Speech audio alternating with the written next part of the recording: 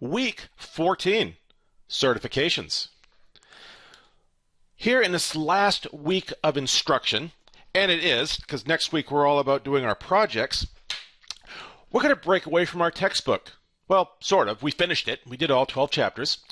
But what am I looking at a picture of it here on the off a blackboard?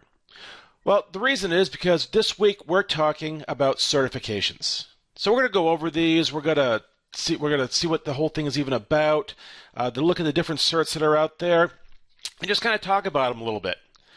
I'm pointing out our textbook because you notice, hey, Network Plus Guide to Networks.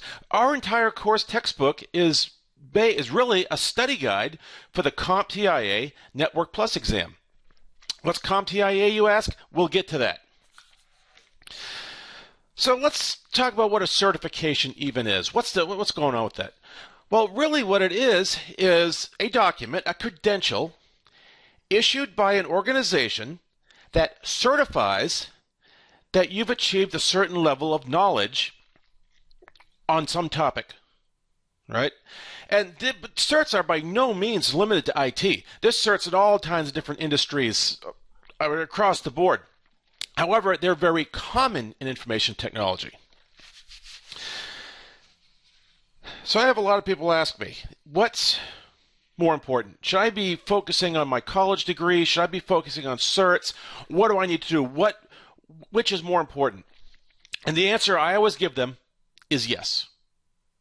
They're both important, but they're two very distinct things. Your formal education, this thing you're going to college for, is something that you're going to take with you for the rest of your life. Once you've earned your degree, it can't be taken away. Certifications, on the other hand, have a shelf life. They expire. Many expire after 3 years. Your formal education is a very broad piece of education. If you're in the IT program, you're also having to take classes in humanities and science and math and English, all that kind of stuff. It's meant to provide a broad swath of education. Certs are very, very, very specialized. In some cases, it's not just down to a particular vendor's product, but a specific aspect about that product. So they're very focused. Your general education, your college degree, you are building the foundation of your career. That is literally pouring that concrete pad that the rest of the house is going to get built up on. So it needs to be solid. It needs to be long-lasting. The only problem with your formal education, and by all means you need to have it, is that it can grow stale. Right? So someone who earned a computer science degree, let's say in the 1970s or 1980s, and has done no other continuing education since then, frankly, they're going to be out of date. Well, certs, because of their short-lived nature, don't really lend themselves to that. You have to keep, if you want to maintain a cert, you have to keep testing for them, you have to keep learning, and you have to keep updating your skills. That's the whole point behind them. Another thing you will probably run into frequently is the ongoing debate amongst IT people and IT managers of the value of a cert. Some people claim that they're useless, that they don't make anyone a better administrator. It's just a piece of paper. Others swear by them and talk about how having to study for this cert gave them a much broader range of knowledge. There's no right answer. Everyone has their opinion, and honestly, this discussion happened 20 years ago, and I avoid it like the plague nowadays because you're not going to convince anybody. The big thing about that is that whole topic is irrelevant. It doesn't matter if on a personal level you think certs are worth your time or not. The reality of the situation is that they are part of the IT landscape. They're everywhere within IT, and many organizations require them, and there's no disputing that. If you want to work for the federal government, the Department of Defense, you're required to be certified on what you're working on. Most people have to have Security Plus just coming in the door, and then you must be certified in your specific areas. Even smaller organizations require certs for all kinds of reasons. Many times it's for advertising reasons. Consulting firms, when they sell their services, they're not just selling the service, they're selling a consultant. And they just don't want to say, here's Bob, he's going to be working on your business critical networks, but he's really, really good. Trust us on this. No, they want to have Bob with a little line of alphabet soup after his name. Bachelor's of Science, Information Technology, Microsoft Certified Systems Engineer, Cisco Certified Network Professional, VMware Certified Professional, and so forth. It's for marketing, but it's still required. For these same types of organizations, many times they're resellers or channel partners to major vendors like Microsoft, Cisco, whatever. Well, these vendors require their resellers and channel partners to have X number of certified people on their staffs. Now, these certs are all over the map. You have things like sales certs, which your sales reps have to take. And they're not really technical, but what it does is it teaches them the jargon. So they can speak the language, if you will, of that product. The other certs are technical. The actual CCNA, Cisco Certified Network Associate. Whether you like it or not, they are part of our landscape. And, well, you'll have to get used to them. Let's take a look at some of these. We have some of our big industry, the big hitters, the common ones, Microsoft. And I'm looking right now at the Microsoft certification page for MCSC. And this used to stand for Microsoft Certified Systems Engineer. I believe now it's Microsoft Certified Systems Expert. And let's take a look at it here. You can specialize, right? There's different types of MCSCs. They're not all created equal. What's this cloud one? Let's take a look at that.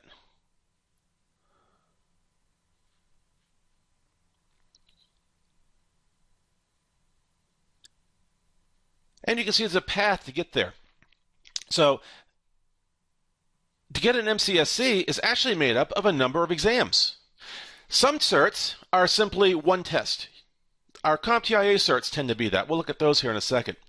Other ones, like MCSC, are a series of tests you have to take. Right? And it can be pretty grueling.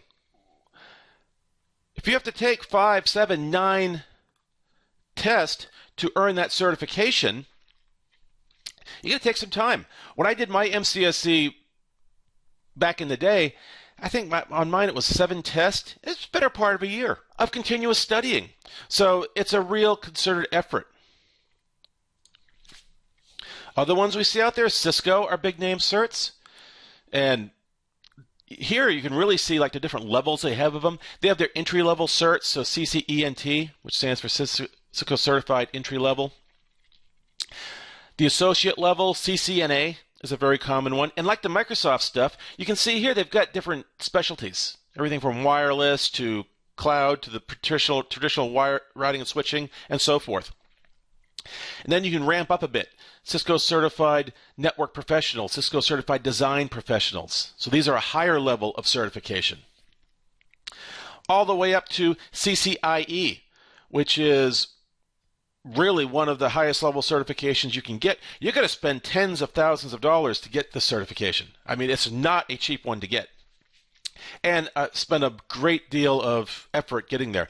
They're so rare that once you've earned it, I mean, the salary you're going to command, you're going to be in demand. You're going to command a fairly huge salary. But there's actually worldwide a very few number of this level of certification for Cisco equipment. Now, our book talked about CompTIA, right? It's the CompTIA Network Plus Study Guide. What is it? Well, CompTIA stands for the Computing Technology Industry Association. There we go. Got hung up on that one for a second. It is a vendor-neutral industry association that provides certifications across a variety of different disciplines. And let's go ahead and take a look at this here. So if we look, and I'm on the CompTIA webpage right now, and we're looking at some of them. I got Network Plus, Cloud Plus. The CompTIA exams almost always end in plus, although not necessarily. We got Cloud Essentials over here. And they tend to be entry-level certifications. These all are. So A Plus is the entry-level hardware certification. Network Plus, the entry-level network certification. And they actually make great starting points to test the waters of what certification is. So if we look at our Network Plus, now don't get me wrong, these tests are not easy. And if you don't prepare for it, you will fail in short order. Right? But let's take a look at what it is. So if we go down and look at the exam, it's a single test. This version of the test has been around since 2015. 90 questions-ish. It's a multiple choice, drag and drop. It looks a lot like the quizzes and exams we take on Blackboard. 90 minutes to take it. Your passing score. Now, they don't tell you what it takes to get this passing score. That's kind of one of the things about it. But the passing score of a scale of 100 to 900 is a 720. And, of course, it's not free. Network Plus costs, right now, $294 to take the test. Now, you pay that whether you pass it or fail it. So if you don't prepare properly, you go in there, you take that test, and you rock it, then you just donated almost $300 to CompTIA. Thank you very much. So preparing for these exams is critical. One of the first things you're going to want to do once you've picked the test is to go out and download some exam objectives. And all of the vendors do this. They make available a document that says specifically what they're going to be testing you on in very detail. They're not telling you what the questions are. They're telling you what the questions are going to be about. They even go in and tell you what percentage of which one you're going to get. Right? So there's more trouble. The troubleshooting portion takes up almost 25% of the entire test, whereas the industry standards and network theory is a smaller part of it. So what this does is it tells you what you need to study. Perfect starting point right here. And then you need to find some material. Well, for Network Plus, hey, you got a nice piece of material right here. Your textbook is the Network Plus study guide, or it is a Network Plus study guide. Great starting place. Now, people have different opinions on this, just like everything else. A lot of people like taking practice exams.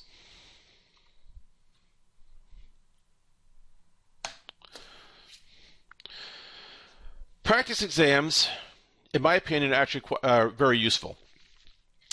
They're a dry run of the test. Now, they're not free either, right? So if we go to a vendor right here called MeasureUp, which is one of the big practice exam vendors, and go look at their CompTIA practice exams, oh, look at this. The Network Plus one is $119. So you can see the certification is starting to get expensive, right? Where if you get a practice exam, a book, textbooks go for what, $50, $60. A practice exam, you're already, the cost of the exam, you're in this thing for like $500. So when you pick your topic to be certified on, pick carefully.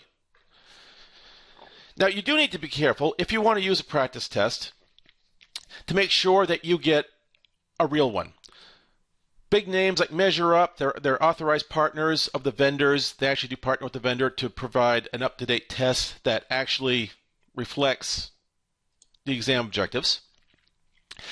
You'll see out there on the internet some less than reputable testing companies. And these are ones that use these things called brain dumps. And what they are is they pay people to go take a test. They don't care if they pass or fail. And they go out into the car and they quickly write down every test question they could remember. They wrap it inside a practice test and sell it online. Avoid those, right? For one thing, if you get caught using one, and you're going to ask, well, how do I get caught using one? You probably won't. But if by some reason you were ever caught using a brain dump or cheating in some way, because that is considered cheating on these tests, basically you lose your cert, and in some cases you might even get banned from ever getting it again. So that wouldn't look good on a resume. but also their value is limited, right? These tests are dynamic. There are hundreds of questions out there for all of these different exam objectives. So your test is created dynamically from a bunch of different questions. You and I go and take the same test at the same time. We could be sitting right next to each other. These are all computer-based tests, right? You're going to get different questions than what I get. We're going to be tested in the same things, but the questions will be different.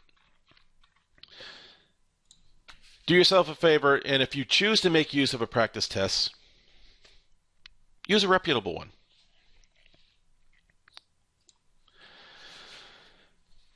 There's so much to explore on here. I strongly encourage you to go out, start exploring the different certs that are available to you. If you have some idea of the area of IT you want to work in, those are a great place to start looking at. Or an area of IT that you think you might want to work in. Network Plus is a great starting point. It's attainable. It's not easy, but it can be done. Going through this course, you've had a fantastic preparation for it. You're not ready to take the exam yet, but with some additional studying, maybe some practice tests, you're closer than you might think.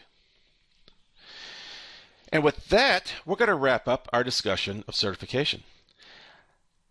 I'll see you next week.